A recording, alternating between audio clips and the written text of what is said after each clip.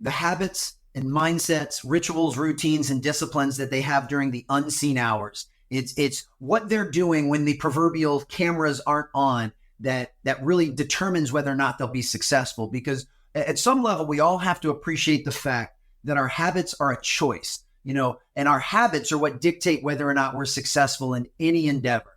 Our success is not predicated on things we do when we feel like it, when it's convenient, or when we want to. Our success is predicated on the things that we do every single day. So the people that create incredibly strong and positive work habits and are consistent with those are going to outperform and outachieve most other people. And the other is high performers and high achievers have a relentless thirst for development. They are always looking to get an advantage and always looking to learn, to grow, to develop, to sharpen their sword and master their craft. A friend of mine named Michael Burt, who was a former basketball coach and is now in the business world as well, he coined a term that I love called execution gap. An execution gap is the difference between what we know we're supposed to do and what we actually do. And every one of us has an execution gap. I mean, take physical fitness. Everybody knows what they need to do to work out and to eat right, but how many people actually do that?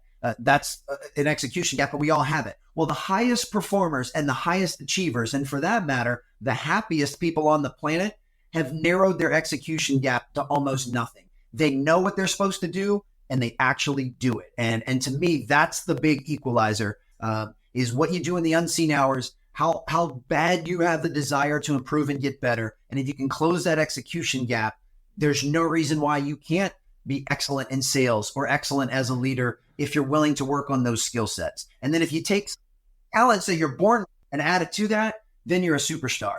On your perspective, how do you do it? How do you get yourself to do those things you know you're supposed to do when you don't feel like doing it?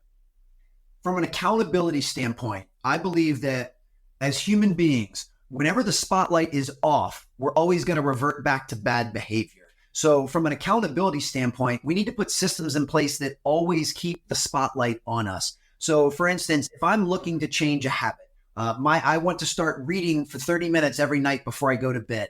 It's in my best interest to share that with as many people as possible, especially the people in my inner circle, my family, my friends, my close colleagues.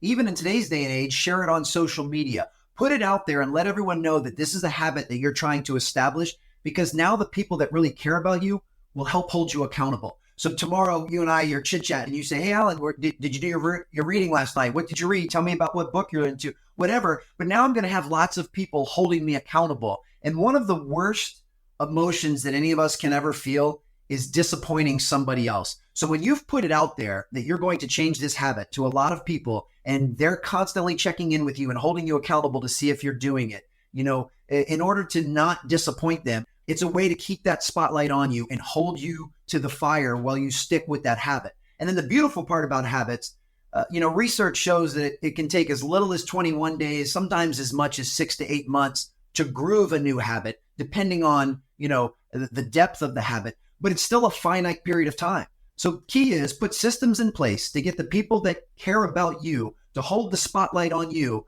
for say 3 weeks to 6 months, and you'll have formed that new habit. And then you can move on to another habit that you'd like to improve.